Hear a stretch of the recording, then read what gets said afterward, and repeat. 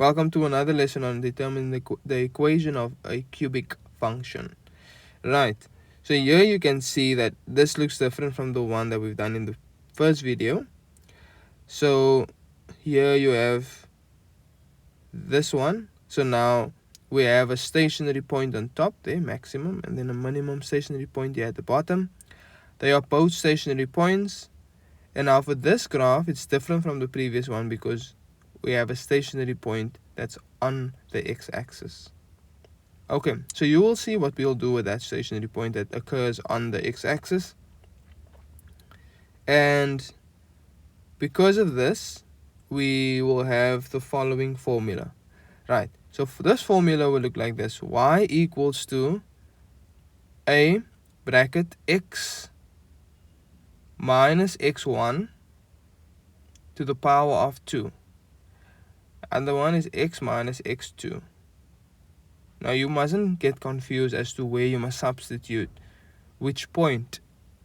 Please note that the first bracket that's squared, that is where you substitute your stationary point, whether it's in the front or at the back.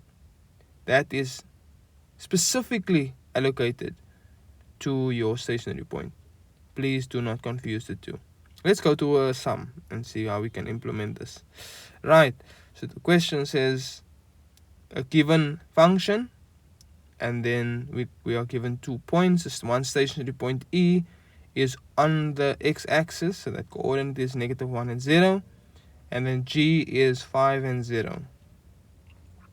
We're not gonna panic here because we saw this in the example on top that we'll have 2 points, one stationary point and one normal x-intercept. So we write down our formula: x minus x1 to the power of 2, and then x minus x2.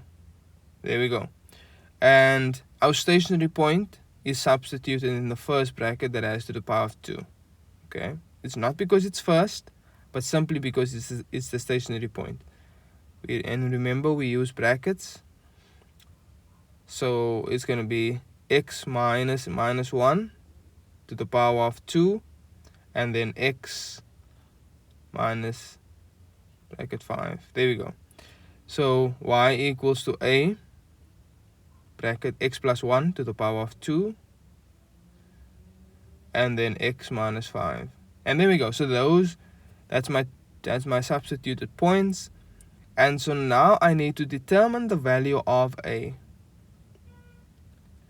But I don't have another point. So what do I do in this case? What do you think we can do?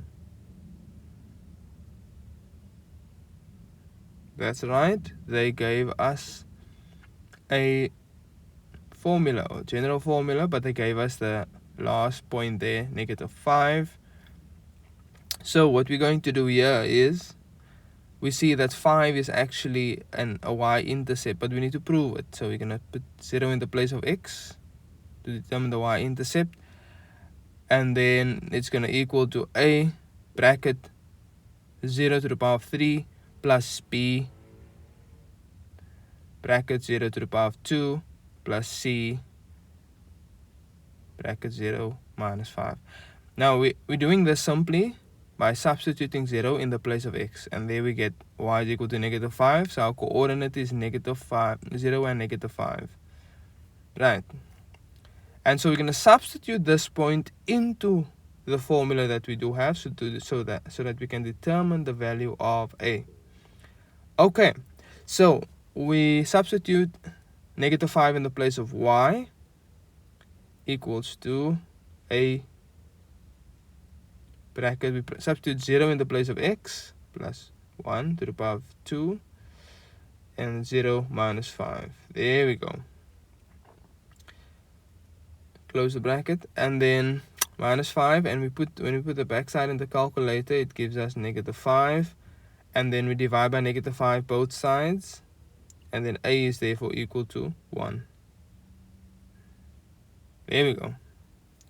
And so we don't have our answers yet for a, b, and c, so we're gonna have to multiply out our brackets. So we rewrite our formula. It's gonna be 1x plus 1 to the power of 2 and x minus 5. Now in a bracket as to the power of 2, we write it out twice. And the 1 in front, simply, we don't have to write it because it will count as an invisible 1. And 1 times anything stays the same anyway. Okay. X minus 5. And then we multiply the back brackets first. This is for your simplicity, okay? It's going to give me, if I multiply it out, it's going to give me x squared. So I'm going to skip a step here. So it's going to be minus 4x minus 5. So that's if I multiply and simplify afterwards. Now I multiply the x with all the terms. This I'll do slow, this step. X cubed minus 4x squared minus 5x plus x squared minus 4x minus 5. Okay, and so now I just simplify the like terms. So it's going to be x cubed minus 3x squared minus 9x minus 5. And there we go. And simply said, and we basically state our answers if you want to. A is equal to 1, B is equal to negative 3, and C is equal to negative 9. And there we go.